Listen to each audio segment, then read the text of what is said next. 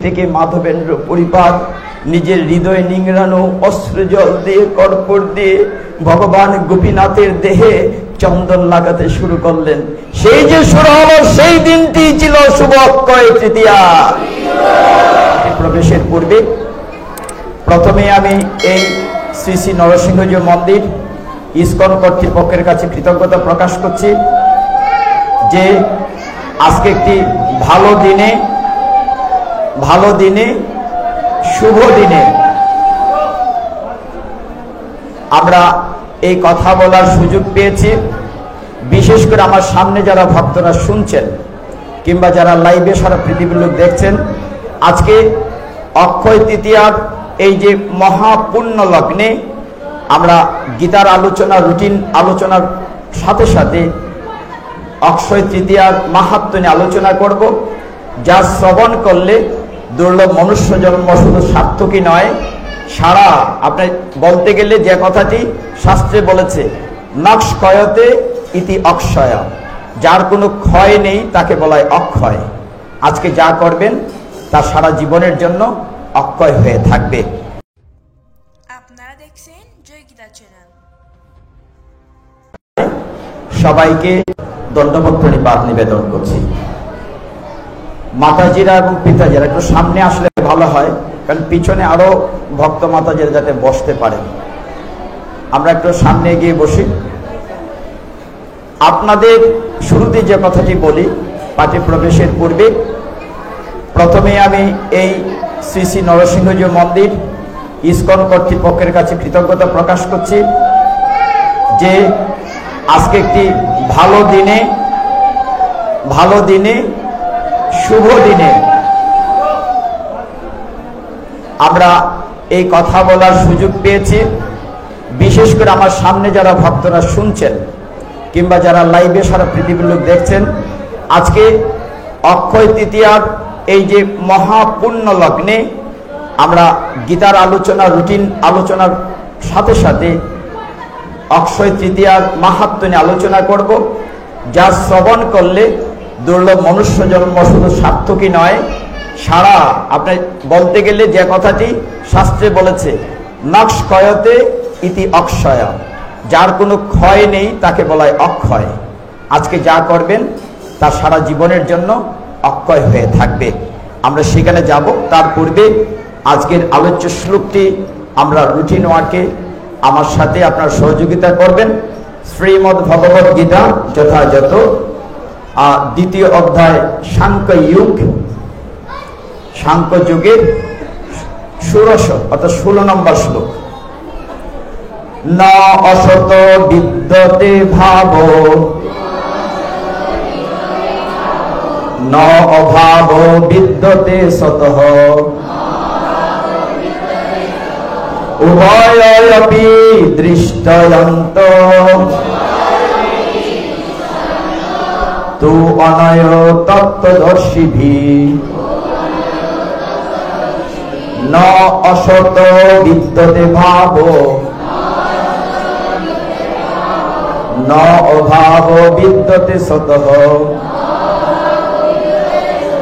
উভয়পি দৃষ্টয়ন্ত তু অনয় তত্ত্বদর্শিভিঃ। ন অসত বিদ্যতে ভাব,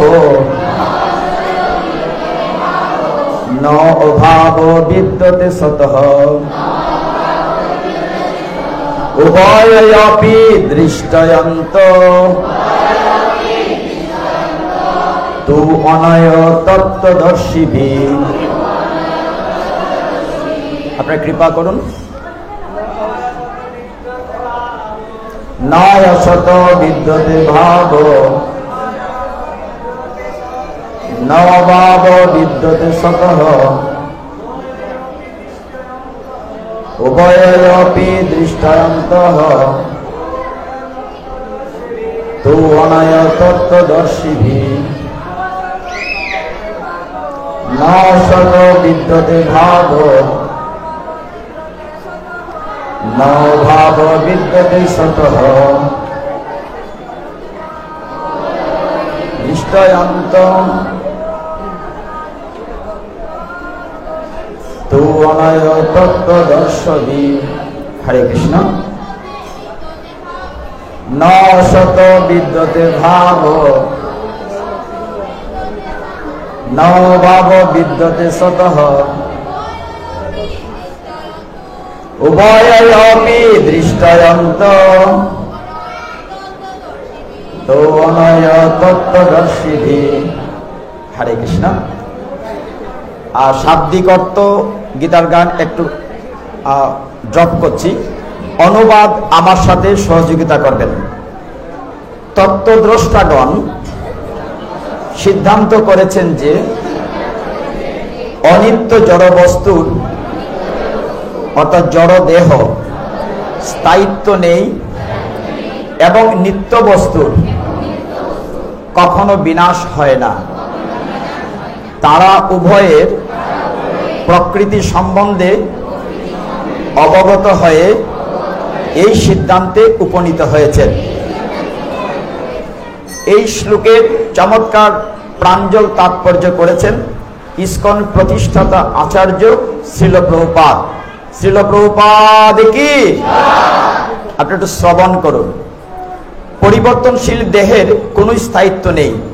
আধুনিক চিকিৎসা বিজ্ঞানও প্রতিপন্ন করে যে বিভিন্ন জীবকোষের ক্রিয়া ও প্রতিক্রিয়ার ফলে প্রতি মুহূর্তে জীবদেহের পরিবর্তন হচ্ছে, আর তাই দেহ বিকশিত হয় এবং অবশেষে বৃদ্ধ অবস্থায় উপনীত হয়।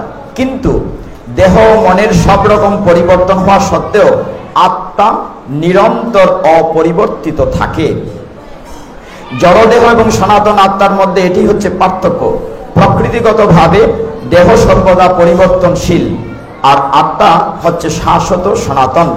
এই সিদ্ধান্ত নির্বিশেষবাদী এবং সবিশেষবাদী উভয় শ্রেণীর তত্ত্বদ্রষ্টারাই স্বীকার করেছেন। বিষ্ণু পুরাণে বলা হয়েছে শ্রী বিষ্ণু তার ধাম সকল শত প্রকাশিত চিন্ময় জ্যোতির দ্বারা উদ্ভাসিত। অনিত্য বলতে চেতন এবং জড়বস্তুকে উল্লেখ করেছেন। অজ্ঞানের দ্বারা মোহাচ্ছন্ন বদ্ধ জীবের প্রতি ভগবান শ্রীকৃষ্ণের এটি সর্বপ্রথম উপদেশ। জীব ভগবানের অবিচ্ছেদ্য অংশ, তাই সে ভগবানের নিত্য দাস। এই জ্ঞান উপলব্ধি করা হলেই অজ্ঞানতার আবরণ উন্মোচিত হয় এবং তখন ভগবানের সঙ্গে জীবের উপাস্য আর উপাসকের উন্মোচিত হয় সম্পর্ক। আত্মবিশ্লেষণের মাধ্যমে পরম তত্ত্বের প্রকৃতি সম্বন্ধে অবগত হওয়া যায়। পূর্ণের সঙ্গে অংশের যে সম্পর্ক, ভগবানের সঙ্গে জীবেরও সেই সম্পর্ক। ভগবান পূর্ণ আর জীব হচ্ছে তার অংশ। বেদান্ত সূত্র ও শ্রীমদ্ ভাগবতে বলা হয়েছে ভগবান সবকিছুরই উৎস, সবকিছু উদ্ভূত হয়েছে ভগবানের থেকে।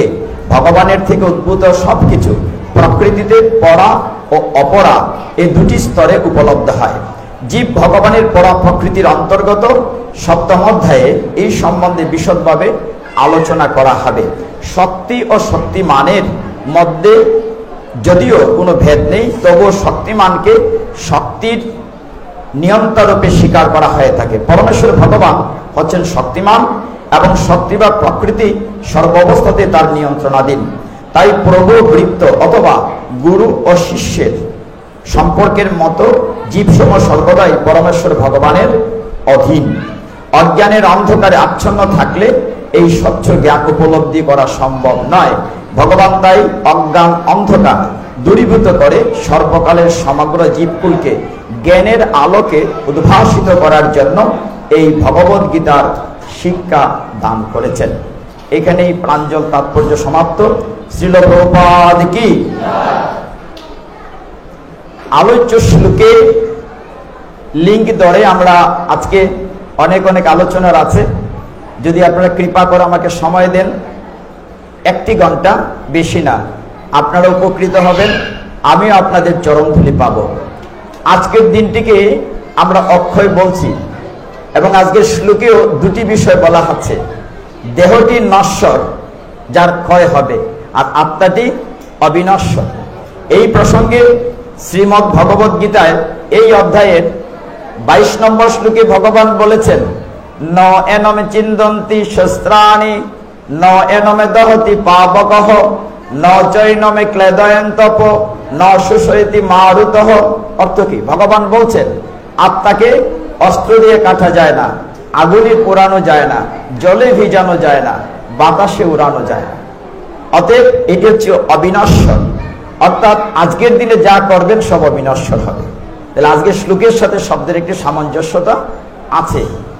এই যে আপনারা বললাম যে ভাগ্যবান ভাগ্যবতী, এই কারণে আরেকটা বৎসর অক্ষয় তৃতীয়াতে এখানে কিছু লোক যুগ হোক বা না হোক, কিন্তু অনেকেই বিয়োগ হয়ে যাবে।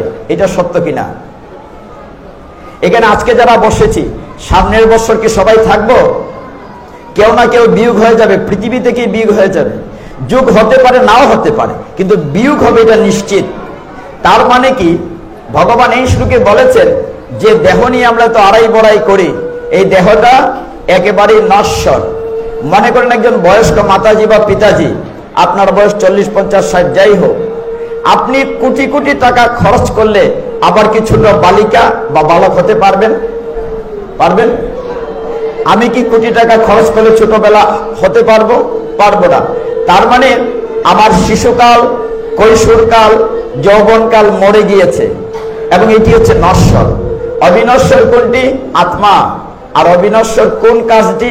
যেটি আজকে করছেন, অক্ষয় তৃতীয়া। এই জন্য শাস্ত্রে বলছে নক্ষয়তে ইতি অক্ষয়া, যার কোনো ক্ষয় নেই, তাই হচ্ছে অক্ষয় তৃতীয়া। তো এই দিনটি এত তাৎপর্যপূর্ণ কেন? আমরা একটু একটু লাইক করব, চেষ্টা করব আপনাদেরকে সমস্ত তথ্য তথ্যাদি প্রচার করতে। আন্তর্জাতিক কৃষ্ণ ভাবনামৃত সংঘ ইসকন সারা পৃথিবীতে ভগবান চৈতন্য মহাপ্রভুর বাণী প্রচারের জন্য যে কাজ করছে, তার অংশ বিশেষ আজকে অনেক অনুষ্ঠান আপনারা বিবৃত হয়েছেন, সেই মঙ্গলারতি থেকে শুরু করে। কেন এই তিথিটি অক্ষয় বলা হচ্ছে? অক্ষয় কেন? তার ক্ষয় নেই। আপনারা অনেকেই কম বেশি জানেন, কিন্তু সর্বসাধারণের জন্য আমাদের দায়িত্ব হচ্ছে এটা আবার সবাই কাছে শেয়ার করা। দেখুন, এই দিনটি এত পবিত্র কেন? এটা কি মাস? বাংলা। খুব খুশি হলাম আপনারা বাংলা মাস জানেন। কোথাও কোথাও গেলে যদি জিজ্ঞাসা বাংলা কি মাস, মাথা চুলকায়, বলে প্রভু ইংরেজিতে তো 2025, বাংলা কত সাল যেন মনে নাই। আমরা ভুলে যাই, কিন্তু বাংলা সন জানি না, অনেকেই জানি না। এখন আজকে অক্ষয় তৃতীয়া হয়তো জানলাম বৈশাখ মাস। আমাদের সনাতন শাস্ত্রে 3টি মাস খুব গুরুত্বপূর্ণ। আমরা জানি কোন 3টি মাস? একটা হচ্ছে দামোদর বা কার্তিক মাস, একটা হচ্ছে মাঘ মাস, আর একটা হচ্ছে বৈশাখ মাস। বৈশাখ মাসে বলা হচ্ছে 2টি জিনিস করতে হবে, একটা হচ্ছে স্নান আর একটা হচ্ছে দান। কি বলেছি? আর বেশি দিন নাই, মাত্র হয়তো 15 দিন আছে, বৈশাখ মাস শেষ হয়ে যাবে। যারা এখনো শুরু করেন নাই, এই কয়টা দিন কাজে লাগাবেন। স্নান এবং স্নান কি? ব্রহ্ম মুহূর্তে ভোরে উঠে স্নান করবেন।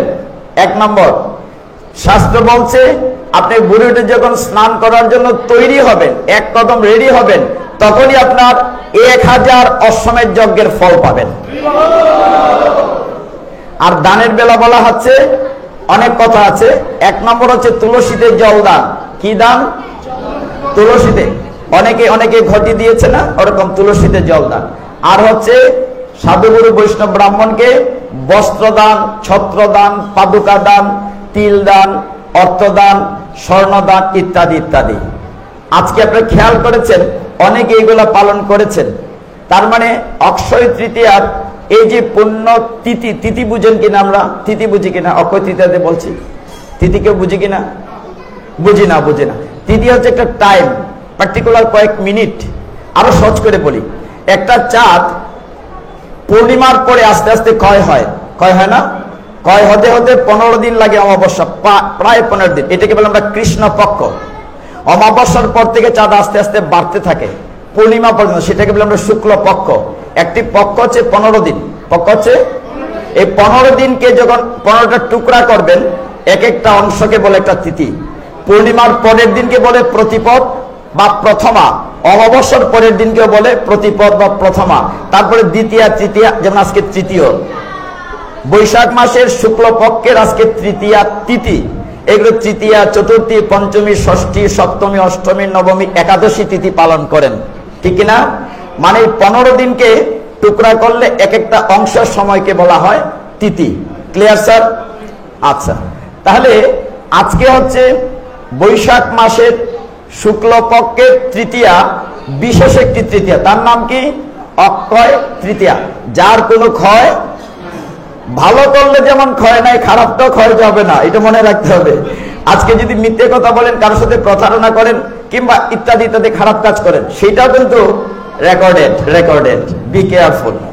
আজকের দিনে কেন এত পুণ্যময়, আমরা একটা একটা করে শুরু করি। অক্ষয় তৃতীয়া সম্পর্কে শাস্ত্রে কি বলা হয়েছে? বলা হয়েছে যে এই দিনে সত্যবাদ ত্রেতা যুগের শুরু হয়েছিল। এই দিনে ব্রহ্মাজি সৃষ্টি করতে শুরু করেছিলেন। এই দিনে জবের সৃষ্টি, জব চিনি কিনা? গমের মতো, ভুট্টার মতো জবের ছাতু হয়। এই দিনে আপনারা সকলেই জানেন, আমরা যে নদীতে স্নান করে শুদ্ধ হই, পবিত্র গঙ্গা নদী। কে কে গঙ্গা নদীতে গিয়েছে? দরকার নাই, ধন্যবাদ আপনাদেরকে।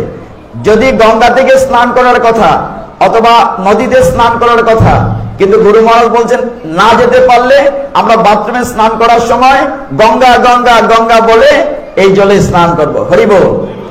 এই গঙ্গা এই অক্ষয় তৃতীয়াতে পৃথিবীতে এসেছিলেন। কোন দিন? আজকের দিনে। কে এনেছিলেন? ভাগীরথ। আমরা জানি সেটা ভাগবতের অনেক লম্বা কাহিনী। ভাগীরথ গঙ্গাকে পৃথিবীতে এনেছিলেন বলে গঙ্গার আরেক নাম ভাগীরথী। জাহ্নমণির আঁটু চিরে বের করেছেন বলে গঙ্গার আরেক নাম জাহ্নবী। আমি এখানে যাচ্ছি না, শুধু এটি বলছি, আজকের দিনে গঙ্গা পৃথিবীতে এসেছিলেন। আজকের দিনে আমরা জানি আমাদের মহাভারত লিখেছেন গণেশ, আর ডিকটেশন দিয়েছেন কৃষ্ণদ্বৈপায়ন বেদব্যাস। কে বলেছেন? কৃষ্ণদ্বৈপায়ন। আর লিখেছেন কে? গণেশ। গণেশ রাইটার। আমরা ছোটবেলা শ্রুতলিপি লিখতাম, এখন তো ক্লাসে এগুলো নাই। গুরুজনে ভক্তি করিও সদা সত্য কথা, শ্রুতলিপি ছিল কিনা আমাদের? আবার শুরু হয়েছে? আচ্ছা, শিক্ষক বলতে পারবেন। তো শ্রুতলিপি শুনে শুনে গণেশ লিখছিলেন। কোন দিন শুরু করেছেন লেখাটি? আজকের দিনে, অক্ষয় তৃতীয়াতে। এবং আজকের দিনে হিমালয়ের গঙ্গোত্রী, যমুনেত্রী এবং যে জায়গাগুলো পবিত্র, সেখানে বদ্রীনাথ আশ্রম আছে, এগুলো পরিক্রমা শুরু হয়। ওইখানে বরফে ঢাকা থাকে কিছু কিছু মন্দির। আজকের দিনে তার দরজা খুলে দেয়া হয় এবং ওর ভিতরে একটি অক্ষয় প্রদীপ 1 বছর আগে জ্বালানো ছিল, আজকের দিনে খুলে সেই প্রদীপ দেখা যায়। হরিবল। এবং আজকের দিনে ভগবান শ্রীকৃষ্ণের ছোটবেলার একজন ক্লাসমেট ছিল, নাম জানি আমরা, সুদামা বিপ্র, গরিব মানুষ, কিন্তু কৃষ্ণগত পাদ, সব কাজ করার সময় শ্রীকৃষ্ণ শ্রীকৃষ্ণ। সেই সুদামা আজকের দিনে ভগবানের রাজধানী দ্বারকাতে গিয়ে ভগবান শ্রীকৃষ্ণকে কি দিয়েছিল? চিপিটক মানে চিরা, 3 মুষ্টি চিরা দিয়েছিল।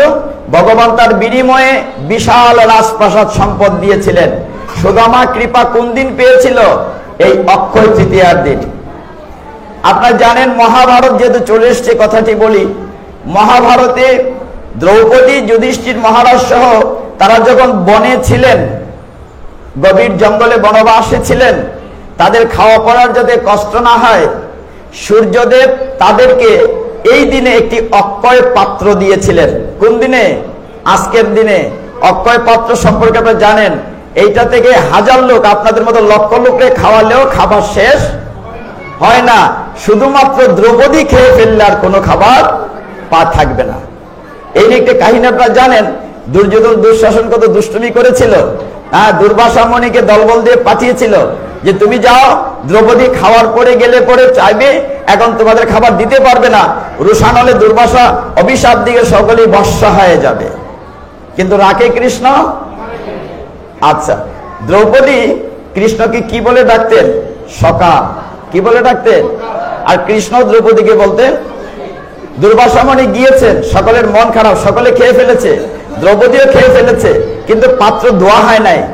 ভগবান ওই কুড়ে করে যেখানে থাকতেন জানালার কাছে গিয়ে বলছেন, সখী, আহারে আমার বড় ক্ষুধা পেয়েছে, আমাকে খেতে দাও, অনেক দূর থেকে এসেছি। দ্রৌপদী মনে মনে বলছেন, আমি যখনই বিপদে পড়ি তখনই তুমি আসো, কিন্তু আমার ঘরে এমনি খাবার নাই, আমার মাথা নষ্ট, এত মনি এসছে, তোমাকে কোত্থেকে দেবো? বলে বুঝি না, আমাকে খাবার দাও, আমি খুব ক্ষুধার্ত। ভগবান লীলা পুরুষোত্তম, আমি তো খেয়ে ফেলেছি। দ্রৌপদী বলছে আমার খাবার নেই। বলে তোমার পাত্রটা আনো দেখি। ওইদিকে মনিরা স্নান করতে গিয়েছেন, ওরা খুব চিন্তায় উদ্বিগ্ন। পঞ্চপাণ্ডব কি করে ঋষিদেরকে খাওয়াবে, দ্রৌপদীও খেয়ে ফেলেছে। ভগবান বলেন পাত্রটা নিয়ে এসো, অক্ষয় পাত্র যা সূর্যদেব দিয়েছেন অক্ষয় তৃতীয়াতে। পাত্র নিয়ে দেখা গেল পাত্রের ভিতরে একখানা অন্যর একটু শাকের দানা লেগে আছে। ভগবান বলছেন জানো দ্রৌপদী, আমি শাক কত ভালোবাসি, দাও না আমি পাই। ওইটা থেকে একটি অন্যার শাক ভগবান ঢেকুর তুলেছেন, মানে পেট ভরে ঢেকুর তুলেছেন। অমনি সমস্ত মুনি ঋষিদেরও পেট ভরে ঢেকুর উঠেছে, মানে সকলের পেট ভরে গেছে। ভীমকে বলে যাও ওদেরকে ডাকো, ওরা স্নানে গিয়েছে। ভীমের কাঁধে গদা ছিল, ওরা বলছে আর খেতে পারবো না, এত খেয়েছি উঠতে পারছি না। ওরা পালাচ্ছে, ভীম যতই ডাকছে না, খাওয়ার সুযোগ নেই, সবাই পালিয়ে গেছে। ভগবান রক্ষা করেছেন। তার মানে এই দিনে অক্ষয় পাত্র দেওয়া হয়েছিল। এই যে আর কদিন পরে রথযাত্রা হবে, হবে কিনা জুন মাসে, ভগবান জগন্নাথ বলদেব সুভদ্রা মহারানীর আমাদের মন্দিরে হয়তো একটি রথ, কিন্তু পুরীতে যারা গিয়েছেন কয়টি রথ হয়? 3টি রথ। এই রথ কাঠ দিয়ে তৈরি হয়, এবং আপনারা জানেন কিনা প্রতি বৎসর নতুন করে রথ তৈরি করা হয়। আবার রথের যাত্রার উল্টালতে রথ ভেঙে ফেলা হয়। রথ ভেঙে ফেলার পরে রথের কাঠ নিলামে বিক্রি করা হয় লক্ষ লক্ষ টাকায়। কেউ হয়তো একটা রথের কাঠ নিয়ে যায়, দরজার চৌকাঠে লাগায়, প্রতিদিন প্রণাম করে বেরোবে।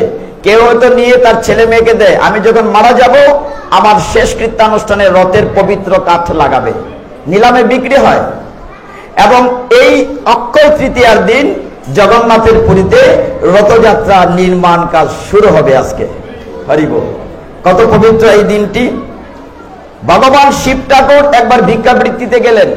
আজকের দিনে পার্বতী অন্নপূর্ণা রূপ সেজে তাকে ভিক্ষা দিয়েছিলেন। এবং আরেকটি ঘটনা, আমরা 10টি অবতার জানি কিনা সবাই? মৎস্য, কুর্ম, বরাহ, নৃসিংহ, জানি কিনা এগুলা? পরশুরাম, রাম, বলরাম, বৌদ্ধ, কল্কি, জানি তো সবাই। আমাদের 6ষ্ঠ অবতারের নাম কি? পরশুরাম। আজকের এই পবিত্র অক্ষয় তৃতীয়াতে ভগবান পরশুরামের আবির্ভাব হয়েছিল। এই জন্য আজকের দিনটিকে বলা হয় পরশুরাম জয়ন্তী। আমাদের পরশুরাম নিয়ে খুব একটা কথা বলা হয় না, একটু কথা বলি। পরশুরাম কি করে এলেন আমরা জানি কিনা? আমরা অনেক অবতার নিয়ে কথা বলি, কিন্তু পরশুরাম নিয়ে কথা খুব কমই বলি। আচ্ছা, শাস্ত্রে বলা হয়েছে অনেকদিন আগে একজন রাজা ছিলেন, রাজার নাম ছিল গাধী। কি নাম ছিল? গাধী রাজার একটি সুকন্যা ছিলেন, মানে আপনাদের মতো খুব সুন্দরী, খুব মেধাবী, খুব ট্যালেন্টেড একটা কন্যা ছিল। এই গাধী রাজার মেয়ের নাম ছিল সত্যবতী। কি নাম ছিল? জগন্নাথ বলদেব সুভদ্রা মহারানী কি, শুভ অক্ষয় তৃতীয়া কি। সত্যবতী খুব ট্যালেন্টেড একটা মেয়ে ছিল এই গাধী রাজার। ওই মেয়েটি যখন বিবাহযোগ্য হলো, রাজা চিন্তায় পড়লেন এত সুন্দরী মেধাবী মেয়েটিকে কার কাছে বিয়ে দিবেন। তখনকার সময় দেখতেন প্রায় কন্ডিশন থাকতো, হরদুনো ভাঙবে, লক্ষ্য স্থির করবে। রাজা চিন্তা করলেন, শর্ত দিলেন, যে ব্যক্তি 1000 এমন ঘোড়া দিতে পারবে। কেমন ঘোড়া? ঘোড়ার এক কান কালো, এক কান সাদা। কেমন ঘোড়া? এইরকম যে 1000 ঘোড়া দিতে পারবে তার কাছে আমার মেয়েকে দিব। মেয়ের নাম কি ছিল? সত্যবতী। আমি জিজ্ঞাসা কেন করি, আমার দিকে অ্যাটেনশন আছে কিনা। আপনার অ্যাটেনশন না থাকলে লস আপনার হবে। অক্ষয় তৃতীয়ার দিন যা শুনবেন না আপনার লস হবে, মন দিয়ে শুনলে আপনার লাভ হবে। সত্যবতীর এই কন্ডিশনের রাজা পাওয়া যাচ্ছিল না। একজন মুনি ছিলেন খুব তপস্বী, ওনার নাম ছিল ঋচিক মুনি। কি নাম? ঋচিক মুনি, খুব সুন্দর সুদর্শন। তিনি 1000 ঘোড়া এনে দিলেন রাজাকে, আমি আপনার মেয়ের বিয়ে করতে চাই। রাজা তো অবাক হয়ে গেলেন, এটা কি করে সম্ভব? 1000 ঘোড়া দিলেন, কেমন? এক কান সাদা আর এক কান কালো। তো কথা মতো বিয়ে দিতে হয়। সত্যবতীর সাথে বিয়ে দেয়া হলো। তখন রাজা চিন্তা করে, নিশ্চয় খুব মেধাবী ঋষি, খুব তপস্বী, নাইলে এত বড় শক্তিশালী কি হয়। খুব সুখে শান্তিতে কাটছে। কিছুদিন পরে সত্যবতী বললেন যে স্বামী, আমি একটি পুত্র সন্তান চাই তোমার কাছে, আমাকে একটা পুত্র সন্তান দাও। তখন ঋচিকমণি বললেন, ঠিক আছে, তোমাকে একটি মন্ত্রপুত একটা ঔষধ দেব, সেটা খেলে তোমার পুত্র সন্তান হবে। মেয়েটি তার মাকে গিয়ে বলল, মানে গাধী রাজার স্ত্রী সত্যবতীর মাকে, রানীকে বলে যে আমার স্বামী বলেছে আমাকে একটু পুত্র দেবে, এরকম এরকম। রানী কি বললেন যে দেখো আমার বংশ তো কোনো ছেলে নাই, একমাত্র মেয়ে তুমি, এখন আমাদের বংশ রক্ষা করার জন্য একটা ছেলে দরকার, আমার জন্য একটা ঔষধ নিয়ে আসো। তোমার স্বামীকে বলেছেন আমার জন্য দেয়। যথারীতি মেয়ে গিয়ে বলল তার স্বামী ঋষিকে যে এরকম, বলে ঠিক আছে তোমাদের দুইজনের দাও। বললো যে এইটা তোমার মার জন্য আর এটা তোমার জন্য। তখন মেয়েটি নিয়ে মার কাছে দিল সত্যবতী যে আমার স্বামী দিয়েছে ঋষিকমণি, একটি তোমার ওইটি আমার। মেয়ে যে আড়ালে গিয়েছে, রানী ভাবলো নিশ্চয়ই আমারটার চেয়ে মেয়েরটা ভালো হবে। তার স্ত্রী কি করলো, চেঞ্জ করে ফেললো। মেয়ের জন্য যেটা আনা হয়েছে সেটা মা খেয়েছে, মার জন্য যেটা মেয়ে খেয়েছে। কিছুদিন পরে উভয় সন্তান সম্ভব গর্ভবতী হলেন। কিন্তু ঋষিকমণি তার স্ত্রীকে সত্যবতী দেখে বলছেন তোমার দেহ থেকে যেরকম আলো ছড়াচ্ছে, আমি চেয়েছিলাম তোমার গর্ভে সাত্ত্বিক একজন ব্রাহ্মণ হোক, কিন্তু আমার মনে হচ্ছে কোথাও একটা গড়বড় হয়েছে, সঠিক কথা বলো কি হয়েছে। তখন তার স্ত্রী সত্যবতী সঠিক কথা বলে ফেললেন যে আমার মা এটা চেঞ্জ করে ফেলেছে। তখন শুনে এখন উপায় কি? তখন সত্যবতী ঋষিকমণির কাছে বললেন যে অবস্থা আমার কি করুন, একটু উপায় বের কর। বলে কিছু করার নাই, এখন তুমি চেয়েছ একটা হবে আরেকটা, আমি চেয়েছিলাম তোমার মার গর্ভে যেন একটা ক্ষত্রিয় সন্তান হয়, কারণ রাজ্য রক্ষা করতে হবে। উল্টো হয়ে গেল তো, এখন কি করা যায়? বলে কিছু একটা করো। বলে হ্যাঁ করা যেতে পারে, এই ছেলের বেলা হবে না, তার পরের জেনারেশনে তোমার মনোবাঞ্ছা পূর্ণ হবে, থার্ড জেনারেশনে গিয়ে। যথারীতি রানীমার গড়ে সন্তান হলো, আর সত্যবতীর গড়ে জন্ম নিল যমদগ্নি। কে জন্ম নিল? যমদগ্নি কে? যমদ যে পরশুরামের পিতা। যমদগ্নি বড় হলেন, উনিও তপস্বী। যমদগ্নির স্ত্রী হচ্ছেন রেণুকা। রেণুকার সাথে যমদগ্নির বিয়ে হলো। দিন যাচ্ছিল ভালোই। যমদগ্নি তপস্বী, এত এত তপস্যা করেন, তিনি একজন সাত্ত্বিক। তিনি কি করলেন? রেণুকাকে প্রতিদিন পাঠাতেন ঘাটে জল আনতে। এখানে একটি মজার ঘটনা আছে। রেণুকাও খুব জ্ঞানী তপস্বী ছিল। ঘাটে গিয়ে জলের পাশে যে মাটি আছে, মাটি দিয়ে কলসি বানাতো, সাথে সাথে কাঁচা মাটির কলসি হয়ে যেত, পাকা হয়ে যেত, এবং এই কলসিতে জল নিয়ে আসতেন।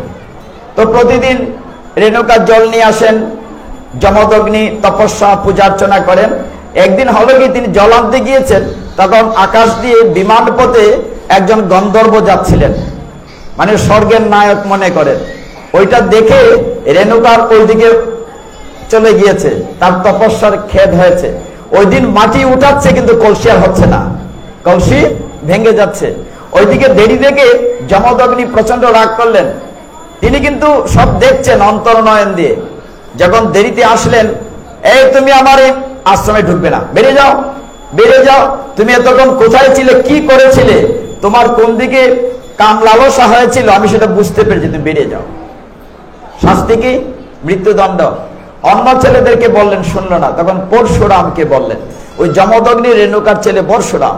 পরশু অর্থ হচ্ছে কোড়াল বা কুঠার, যার হাতে কুঠার তাকে বলা হয় পরশুরাম। তাকে বললেন তোমার মাকে মেরে ফেলো। বলার সাথে সাথে পিতার আদেশে পরশুরাম তার মা রেণুকাকে মাথা কেটে ফেললো। এটা দেখে বাবা খুব খুশি হলেন, যাক তুমি আমার আদেশ পালন করেছেন, তুমি আমার কাছে একটি বর চাও। পরশুরামকে বললেন। পরশুরাম কি বললেন? বাবা তুমি যদি আমার কাজে খুশি হয়ে থাকো, আমাকে একটি বর দাও, আমার মাকে আবার জীবিত করে দাও, আমার মাকে আবার। এবং সাথে আরেকটা চাইলেন, মাকে জীবিত করে দেয়। এর ভিতরে যা ঘটনা হয়েছে এইগুলো যেন মা কখনোই মনে করতে না পারে, অর্থাৎ জলের ঘাটে গিয়েছে আমি তাকে মেরেছি, ওইটা যেন তার স্মৃতিতে কখনো না আসে। সেই হচ্ছেন পরশুরাম। আপনারা জানেন তিনি 21 বার ক্ষত্রিয় নিধন করেছিলেন। এখন এই কতটুকু সময় দেওয়া হবে জানি না, আমি একটু সমস্যায় পড়া যায় সময়ের কারণে। যা হোক, আজকের দিনে আরো যে অনেক অনেক কথা আছে, আমরা কিছু কিছু বলছি। আজকে সূর্য এবং চন্দ্র উভয়ই পূর্ণ আলো দেবেন, সেটি বলা হচ্ছে। এবং আরেকটি বিষয়, শ্রী বৃন্দাবনে আজকে বঙ্কি বিহারীর চরণ দর্শন করা হচ্ছে আজকের দিনে, শুধু আজকের দিনে বঙ্কবিহারী রাধা মাধবের। এবং আপনারা সেটা একটু আগে এইখানে দেখেছেন, নৌবিহার ভগবান মদন মোহনের নৌবিহার হয়েছে। তো আজকের দিনে অনেক অনেক ভালো কিছু হয়েছে। আরেকটি বিষয় অত্যন্ত গুরুত্বপূর্ণ, সেটি যাওয়ার আগে বরাহ নৃসিংহদেবের কথা বলি। আপনারা দেখেছেন হিমাচল প্রদেশে সেখানে একটি মন্দির আছে। আমাদের যে নৃসিংহদেব, ওই নৃসিংহদেবের হত্যা করেছিলেন হিরণ্যকশিপুকে। হিরণ্যকশির ভাইয়ের নাম কি? হিরণ্যাক্ষ বা হিরণ্যাক্ষ। হিরণ্যাক্ষকে বধ করেছিলেন কোন অবতারে? প্রথম বরাহ। বরাহ তো বাংলায় কি বলি আমরা? শুকর। বরাহ অবতারে প্রহ্লাদ মহারাজ ওই রূপটি দেখতে চেয়েছিলেন, যে আমার জেঠাকে যে রূপে তুমি মেরেছ হে ভগবান। তো তার প্রার্থনায় ওই হিমাচল প্রদেশে একটি মন্দির আছে যেখানে বলা হয় বরাহ নৃসিংহদেব। কি বলা হয়? এবং সারা বছর চন্দন দিয়ে ঢাকা থাকে। আজকের এই পবিত্র দিনে চন্দন উন্মুক্ত করা হয় যাতে করে বরাহ নৃসিংহদেবের রূপ দর্শন করা যায়। হরি বল। তো এইভাবে আজকের দিনে অনেক অনেক ঘটনা ঘটেছে। এই কারণে এই তিথিটি খুব গুরুত্বপূর্ণ।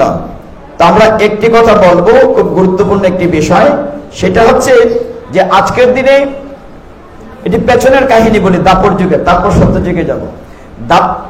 কলিযুগে পরে আসবো, দাপর যুগে যাই। একদিন নন্দ মহারানী অনেক নতুন নতুন পিঠে পায়েস তৈরি করছেন, খুব পিঠা পায়েস তৈরি করছেন, ক্ষীর মিষ্টাই।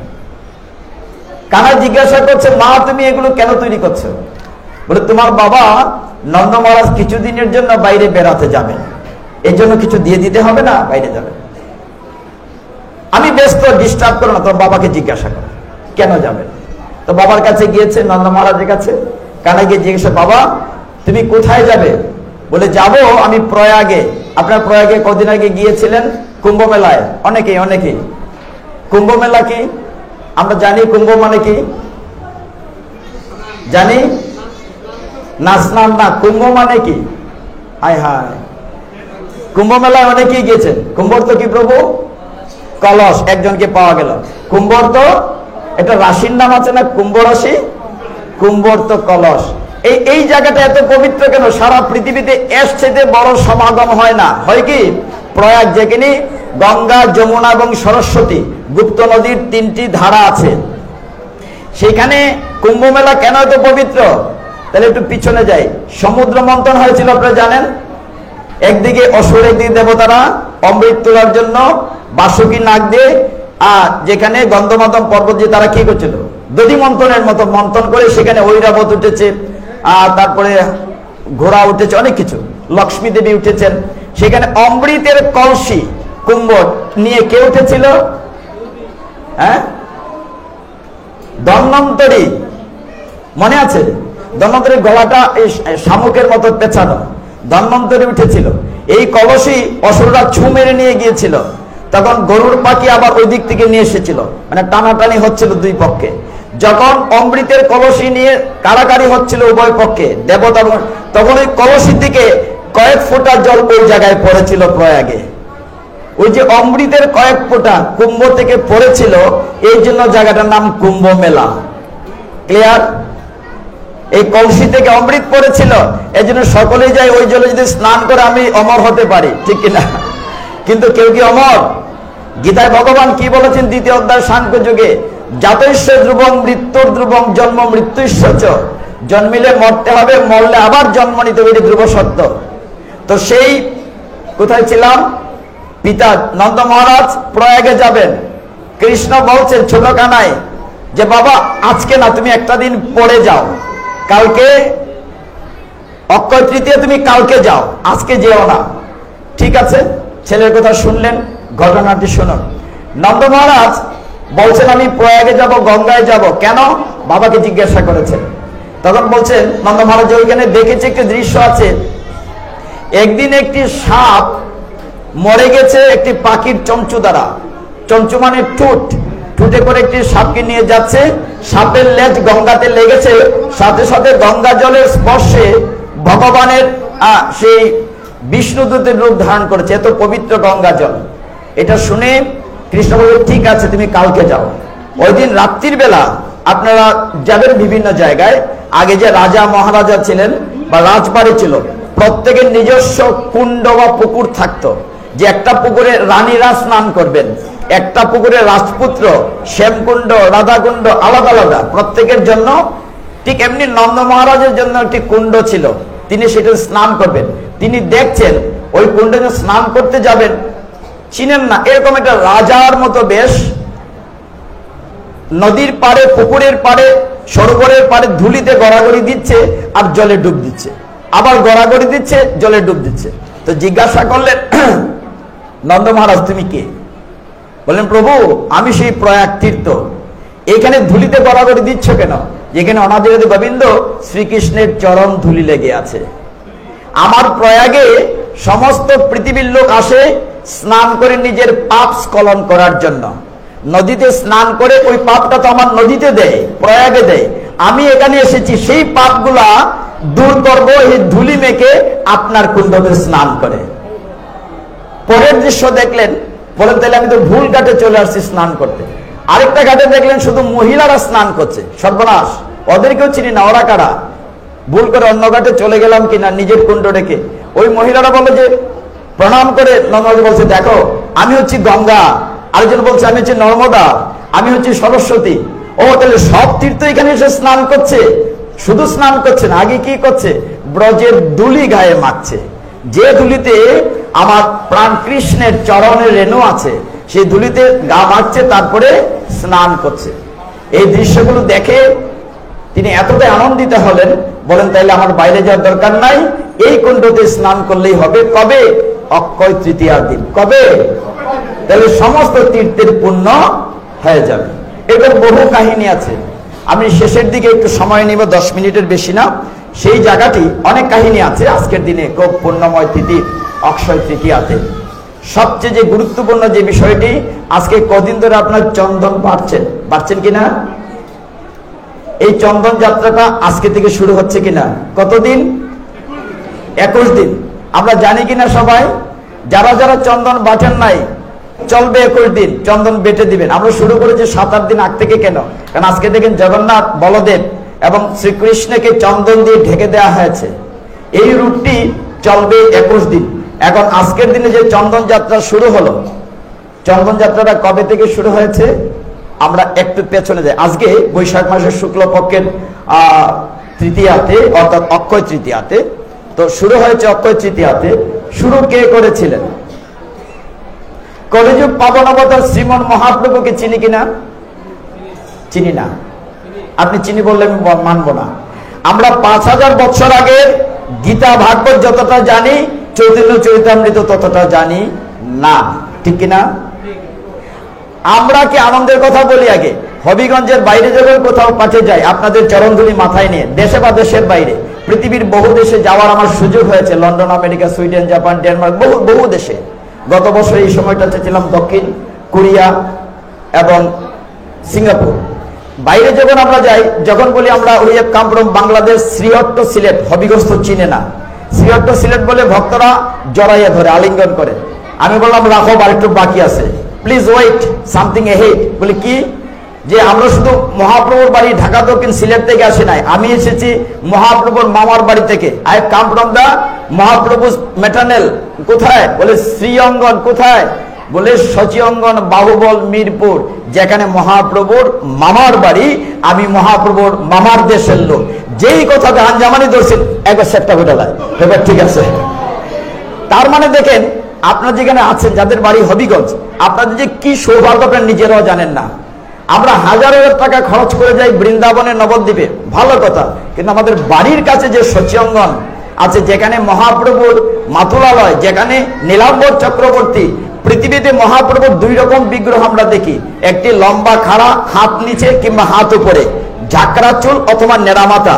কিন্তু সচিঅঙ্গনে এমন বিগ্রহ আছে পৃথিবীর কোথাও নাই। আমি যত জায়গায় ঘুরেছি, সচি মায়ের কোলে নিমাই, যারা যারা দেখেছেন।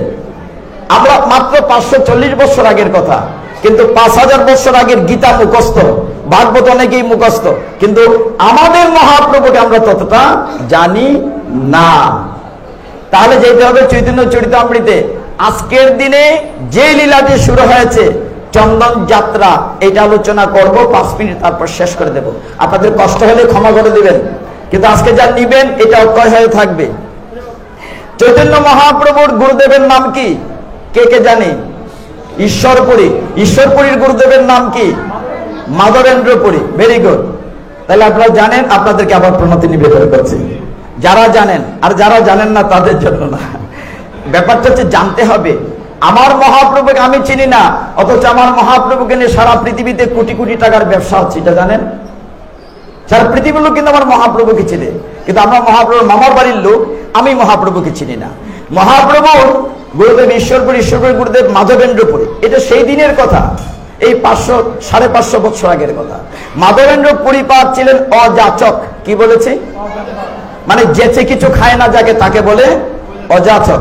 তিনি ভ্রমণ পিপাসু ছিলেন, বিভিন্ন তীর্থে তীর্থে ঘুরতেন। তীর্থে ঘুরতে ঘুরতে তিনি একবার বৃন্দাবনে এসেছেন। এসে তিনি একটা গাছের নিচে করতাল বাজিয়ে কীর্তন করছেন, হরে কৃষ্ণ কৃষ্ণ কৃষ্ণ হরে হরে, হরে রাম রাম রাম হরে হরে, কীর্তন করছেন। এমন সময় সারাদিন কিচ্ছুটি খাননি, সেই গোবিন্দ ঘাটে, গোবিন্দ কুণ্ড বলা হয়, স্নান করে ওদের কীর্তন করছেন। একটি কালো মতো ছেলে এসে মাধবেন্দ্র পরিপাতকে একটা ঘটিতে করে দুধ দিচ্ছে, তুমি খাও। মাধব সারাদিন কিচ্ছুটি খাইনি। তুমি কে? উত্তরটি গ্রন্থে লিখেছেন, চৈতন্য চরিতামৃতের মধ্যলীলার 4র্থ পরিচ্ছেদ খুলে দেখবেন। সেখানে ছেলেটি বলছে, আমি গয়ালার ছেলে গো, মানে গোয়ালার ছেলে না। কি বলছে? আমি গয়ালার ছেলে গো। আমার এত কথা বলার সময় নাই, গরু মাঠে চলে যেতে দাও, দুধ খাও, পরে এসে নিয়ে যাবো পাত্র। তো তুমি জানলে কি করে সারাদিন খাইনি? বলে ঘাটে বলা বলি করছিল মেয়েরা। বলেন আমি তো কাউকে বলিনি। আর এত কথা শোনার সময় নাই, মাঠে গরু চলে গিয়েছে। তিনি দুধ পান করে পাত্রটি ফেরত দেবেন, দিতে পারেন নাই, চলে গিয়েছে। নিদ্রায় গেলেন, স্বপ্নে দেখলেন ওই ছেলেটি এসছে, এসে বলছে যে মাধব, দাপর যুগে এই গিরি গোবর্ধনের উপরে আমাকে স্থাপন করে নন্দ বাবা অন্নকূটের প্রচলন করেছিলেন। পরম্পরায় এক সময় আমার পূজা অর্চনা প্রায় বন্ধ হয়ে গিয়েছিল। তারপরে বলা হচ্ছে চোরের ভয়ে পূজারী আমাকে মাটির নিচে জঙ্গলে পুঁতে রেখে, গোপাল বলছে, চলে গিয়েছিল। তুমি আমাকে মাটির নিচ থেকে উদ্ধার করো, আমার খুব কষ্ট হচ্ছে। স্বপ্ন ভাঙলো। মাধবেন্দ্র পরিপাত আশেপাশের লোকজন নিয়ে কি করলেন? উদ্ধার করলেন গোপালকে। ঠিকই মাটির নিচে বিশাল গোপালের বিগ্রহ প্রতিষ্ঠিত করলেন। আবার গিরি গোবর্ধন পর্বতে আবার বড় অন্নকূট হলো। কুত থেকে যে চাল ডাল লুচি মিষ্টি আসছে বোঝা যাচ্ছে না, কুত থেকে রড সিমেন্ট রসে বিল্ডিং হয়ে গেছে। সবকিছু অন্নকূট আমরা যেটা করি এটা মাধবেন্দ্র পরিপাদের। দাপর যুগে কৃষ্ণ যেটা করেছিলেন, পরে আবার পুনঃপ্রচলিত করেছেন মাধবেন্দ্র পরিপাদ। চলছে সবকিছু। একদিন গোপাল, আমি সংক্ষেপ করছি, ঘড়ির কাঁটা ঘুরছে, 5 মিনিটে শেষ করব। একদিন গোপাল স্বপ্নে দেখালেন মাধবেন্দ্র পরিপাতকে, হে মাধব, অনেকদিন তো আমি মাটির নিচে চাপা পড়েছিলাম, আমার শরীর জ্বালা করছে, যাও না মাধব, মলয় দেশে যাও, মলয় দেশে গিয়ে আমার জন্য চন্দন নিয়ে এসো। মাধবেন্দ্র পরিপাত, গাড়ি নেই, আগের তো মতো মোবাইল নেই, কি করে যাবেন? হাঁটতে হাঁটতে যাচ্ছেন। যেতে যেতে আপনি গিয়েছেন, মধ্যপথে থামলেন, প্রায় অপরাহ্ন সন্ধ্যা সমাসন্ন, থামলেন রেমুনাথে। কোথায় থামলেন? রেমুনাথে গোপীনাথের মন্দির। মাধবেন্দ্র পরিপাত হেঁটে ঢুকলেন গোপীনাথের মন্দিরে। একটা ঘ্রাণ পাচ্ছেন, মিষ্টি ঘ্রাণ, ক্ষীরের ঘ্রাণ। ক্ষীরের নাম হচ্ছে অমৃত কেলি। ক্ষীরের নাম কি? দেখলেন গোপীনাথের এখানে ভোগ দেখাচ্ছে 12টি বাটিতে।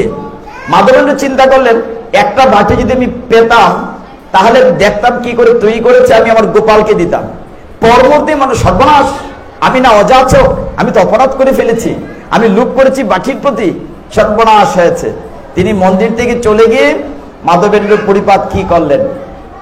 বাজারে একটি খোলা হাটে ঝাপট, ওই যে চাটাই দেওয়া ঝাপটের নিচে শুয়ে শুয়ে কাঁদছেন। হে ভক্তগণ, রাত্রির বেলা গোপীনাথ তার পূজারীকে ডাকছেন, হে পূজারী, ওঠো, আমার এক পরম ভক্ত বহু দূর থেকে এসেছে, মাধবেন্দ্র কিচ্ছুটি খায়নি, তুমি তাকে একটা বাটি ক্ষীর দিয়ে এসো। পূজারী ঘুমের মধ্যে বলছেন, প্রভু গো, তোমাকে 12টি বাটি দিয়েছি, 12টি গুনে গুনে নিয়ে গিয়েছি, কোত্থেকে দেব? বলে না, একটা বাটি আমি আমার ভক্তের জন্য চুরি করে আমার আঁচলের নিচে রেখেছি, আসুন।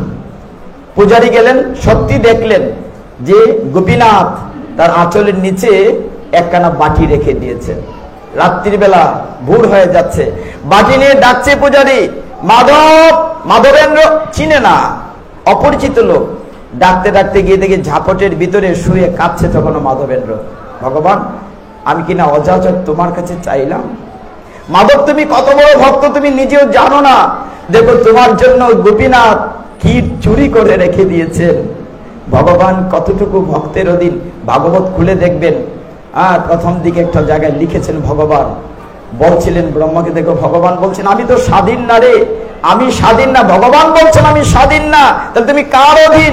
ভগবান বলছে আমি ভক্তের অধীন। ভক্ত আমার মাতা পিতা, ভক্ত আমার গুরু, তাই ভক্ত আমার নাম রেখেছে বাঞ্ছা কল্পতরু। ভক্তের অধীন ভগবান। তিনি ক্ষীরের বাটি পেয়ে আস্বাদন করছেন মাধবেন্দ্র পরিপাত। সকালে সূর্যদেব পূব আকাশে উদ্ভাসিত হয়েছে, সকাল হয়ে হয়। মাধবেন্দ্র পরিপাত চিন্তা করলেন, যদি আমি এখানে থাকি তাহলে কালকে অনেক প্রচার প্রসার হয়ে যাবে, মানে প্রতিষ্ঠার বিষ্ঠা মনে করতেন প্রকৃত ভক্ত যারা। তিনি ভোরবেলা কিন্তু চলে গেলেন, আমি থাকবো না এখানে। হাঁটতে হাঁটতে যাচ্ছেন মলয় দেশে। একটু চলেন আমরা মলয় দেশে যাই মাধবেন্দ্র পুরীর সাথে। মলয় দেশে গিয়ে সকলেই জেনে ফেলেছে এর মধ্যে এমন ভক্ত আসছে যার জন্য ভগবান নিজের গায়ে কলঙ্ক নিয়েছেন। গোপীনাথের নাম হয়েছে ক্ষীরচোরা গোপীনাথ। ভক্তের জন্য নিজে ভগবান কলঙ্কিত হয়েছেন, চোর নাম লেপটিয়েছেন নিজের গায়ে। মলয় দেশের রাজা প্রয়োজনীয় চন্দন জোগাড় করে দিলেন। ভক্তগণ, চন্দন যখন জোগাড় হলো, যে চন্দন আপনারা বাড়ছেন ভগবানকে দেওয়ার জন্য, চন্দন জোগাড় হলো, মাধবেন্দ্র পরিবার আবার স্বপ্নে আদিষ্ট হলেন, হে মাধব, আমি তো দীর্ঘদিন মাটির নিচে ছিলাম, আমার শরীরে এত জ্বালা করছে, এত এত কষ্ট হচ্ছে, শুধু চন্দনে হবে না রে, চন্দনের সাথে কিছু কর্পূর দিতে হবে, তাহলে হয়তো চন্দনের শীতলতা বৃদ্ধি হবে। হে ভক্তগণ, শাস্ত্র বলছে চন্দন হচ্ছে ভক্তের ভক্তি, আর কর্পূর হচ্ছে অশ্রু জল। ভগবান বলছেন আমি ভক্তের অশ্রু জলের বড় কাঙাল। আচ্ছা বলুন তো ভক্তগণ, ভগবানকে দেওয়ার মতো আপনার আমার কি আছে? আপনি কি নিয়ে এসেছিলেন পৃথিবীতে? আপনি আমি সকলেই যখন মাতৃগর্ভ থেকে পৃথিবীতে আসি, ভগবানের সাথে 7 মাস গর্ভে দেখা হয়েছিল। ভগবানের কাছে প্রতিজ্ঞা করেছিলেন, মাথার নিচের দিকে কষ্ট করেছিলেন, প্রতিজ্ঞা করেছিলেন, কৃষ্ণ ভজিবার তোরে সংসারেতে আইনু। পরের লাইনটা বলবো না মা, আপনার আমি কিন্তু প্রতিজ্ঞা করে এসেছিলাম, যেদিন পৃথিবীতে এসেছিলাম আমি কি সুন্দর শাড়ি জামা কাপড় গহনা নিয়ে এসেছিলাম। ভগবানকে কি দেব? ভগবানেরটাই ভগবানে দিচ্ছি। বাগানে ফুল ফুটিয়ে বলি, দেখো কত সুন্দর ভগবান, আমি ফুল দিচ্ছি, ফুলটাকে আমি ফুটিয়েছি, এটা তো ভগবান। মন্দিরে তুমি, মূরতিতে তুমি, স্তবগীতে তুমি, কি দিয়ে পুজিব ভগবান?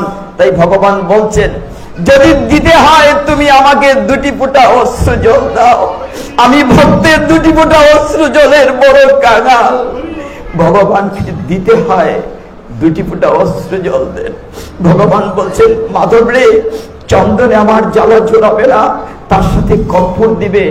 কর্পূর হচ্ছে ভক্তির সাথে অশ্রু জল।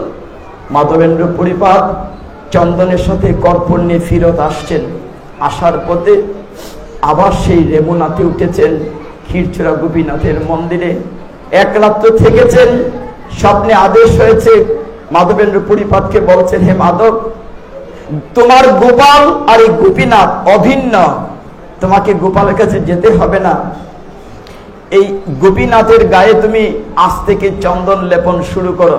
যখন গোপীনাথকে দিবে সমস্ত সবাই পাবে। সেই থেকে মাধবেন্দ্র পরিপাত নিজের হৃদয় নিংড়ানো অশ্রু জল দিয়ে, কর্পূর দিয়ে ভগবান গোপীনাথের দেহে চন্দন লাগাতে শুরু করলেন। সেই যে শুরু হলো, সেই দিনটি ছিল শুভ অক্ষয় তৃতীয়া,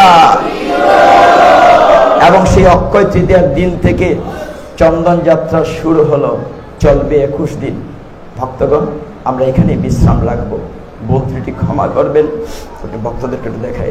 ব্যাপারটা হচ্ছে কিছুই তো নিয়ে যাব না, যদি আজকের দিনের আপনাদের কিছুটা চরণ দুলি আমি অধম পাই, সেটি হয়তো আমার জীবনের পাথে হয়ে থাকবে। পবিত্র অক্ষয় তৃতীয়া হয়তো জীবনে আরেকটি বার অনেকে আমরা পাবো না, কিন্তু আজকের দিনটি মনে রাখবেন, কেন এত পুত পবিত্র, কেন এত মাহাত্ম্যময়। আর বৈশাখ মাসে যে কটি দিন আছে, আমরা তো দুটি জিনিস করব, স্নান এবং দান। এটা মনে রেখে আমরা এখানে বিশ্রাম রাখছি। আপনারা সকলেই আজকে এখানে সময় দিয়েছেন। আন্তর্জাতিক কৃষ্ণ ভাবনামৃত সংঘ শ্রী শ্রী নরসিংহজি মন্দিরের পক্ষ থেকে আবারও সবাইকে জানাচ্ছি অক্ষয় তৃতীয়ার প্রণাম। হরে কৃষ্ণ কৃষ্ণ কৃষ্ণ হরে হরে, হরে রাম রাম রাম হরে হরে, হরে কৃষ্ণ কৃষ্ণ কৃষ্ণ হরে হরে, হরে রাম রাম রাম হরে হরে, হরে কৃষ্ণ কৃষ্ণ কৃষ্ণ হরে হরে, হরে রাম রাম রাম হরে হরে। হরে তৎসৎ। শ্রীমদ্ ভগবদ গীতা যথাযথ কি, শ্রীল প্রভুপাদ কি, শুভ অক্ষয় তৃতীয়া কি। জয় সীতারাম। প্রেমান।